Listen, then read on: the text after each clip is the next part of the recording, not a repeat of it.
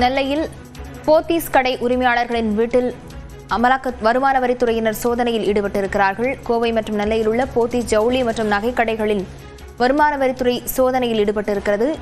இதுகுறித்த விவரங்களுடன் நெல்லையிலிருந்து செய்தியாளர் சிவமணி இணைந்திருக்கிறார். சிவமணி, எத்தனை இடங்களில் நெல்லையில் இந்த சோதனை நடைபெறுகிறது?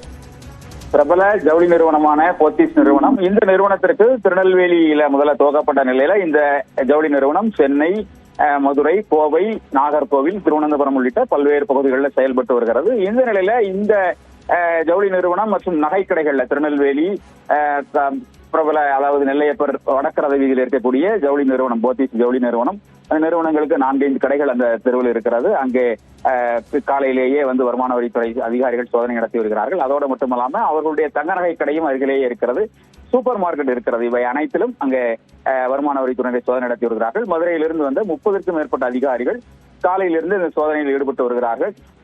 சூப்பர் மார்க்கெட் திறக்கப்பட்ட நிலையில அதுல சோதனை நடைபெற்று வருகிறது. தற்போதுதான் ஜவுளி கடை திறக்கப்பட்டிருக்கிறது, அங்கேயும் சோதனை நடத்தப்படுகிறது. நகைக்கடை உள்ளிட்ட பகுதிகளில் சோதனை நடக்கிறது. திருநெல்வேலியில வண்ணாரப்பேட்டையில் இருக்கக்கூடிய அவருடைய வீடுகளிலும் சோதனை நடைபெற்று வருகிறது. வண்ணாரப்பேட்டை சுற்றுலா மாளிகைக்கு பின்புறமாக அவர்கள் வீடு இருக்கிறது, அந்த பகுதியிலும் சோதனை நடத்தப்பட்டு வருகிறது.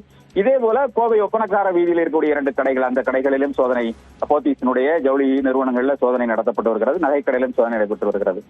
மதுரையிலும் தற்போது சோதனையை துவக்கியுள்ளதாக தகவல் வெளியாகி இருக்கிறது. தமிழகம் முழுவதும் பல்வேறு பகுதிகள் அவர்கள் வரி ஏய்ப்பு சம்பந்தமான புகார் வந்ததன் அடிப்படையில் இந்த சோதனை நடத்தப்பட்டு வருவதாக தெரிய வருகிறது.